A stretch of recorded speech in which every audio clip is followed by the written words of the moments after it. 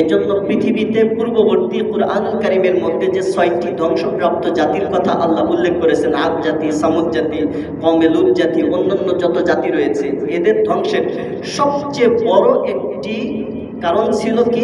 এই অহংকার করা।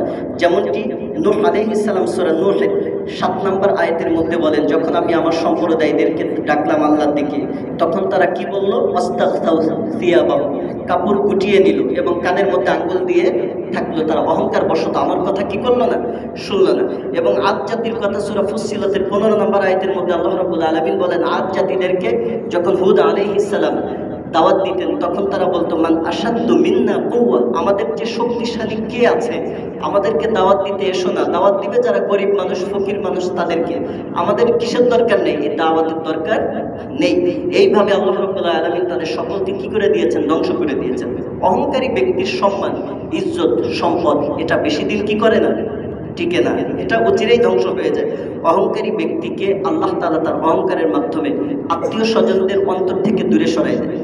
আপনারা খেয়াল করে দেখবেন, আপনি একসময় বড় অফিসার হয়েছেন, টাকাওয়ালা হয়েছেন, আত্মীয়দের খোঁজ খবর নেন নাই। এক পর্যায়ে দেখবেন যখন আপনি অবসরে যাবেন, তখন কিন্তু আপনাকে আত্মীয় স্বজনরা কিসের চোখে দেখবে? ঘৃণার চোখে দেখবে।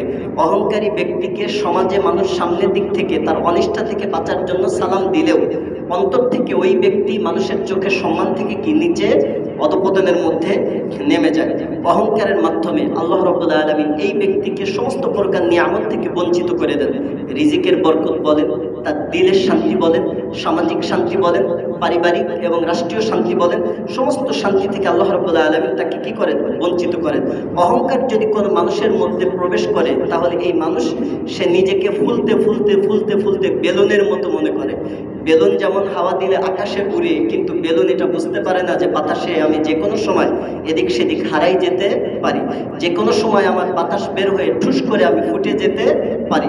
ঠিক তদ্রূপে এই অহংকার যখন কোনো মানুষের মধ্যে প্রবেশ করে, বাড়তে বাড়তে বাড়তে বাড়তে বেলুনের মতো, যখন আর বেলুনের ধারণ ক্ষমতা থাকে না হাওয়া নেওয়ার মতো, এক পর্যায়ে সে কি হয়ে যায়? ঠুস করে ফুটে যায়। তার পাওয়ার, তার ক্ষমতা সব কিছু ধ্বংস হয়ে যায়। আমরা যদি অহংকারী ব্যক্তিদের দিকে তাকাই, তাহলে আপনারা দেখবেন যে সমস্ত জিনিস নিয়ে মানুষ সাধারণত অহংকার করে, এই প্রত্যেকটা জিনিস কিন্তু আল্লাহ দিয়েছিলেন তাকে নিয়ামত হিসাবে। মানুষ সাধারণত অহংকার করে, ধরেন সম্পদ নিয়ে। এই সম্পদ আল্লাহ কি জন্য দিয়েছিলেন? নিয়ামত হিসাবে না। মানুষ অহংকার করে সৌন্দর্য নিয়ে, কি জন্য দিয়েছিলেন? আল্লাহ তাআলা নিয়ামত হিসাবে। মানুষ অহংকার করে তার প্রভাব প্রতিপত্তি দিয়ে, এটাও আল্লাহ দিয়েছিলেন কি হিসাবে?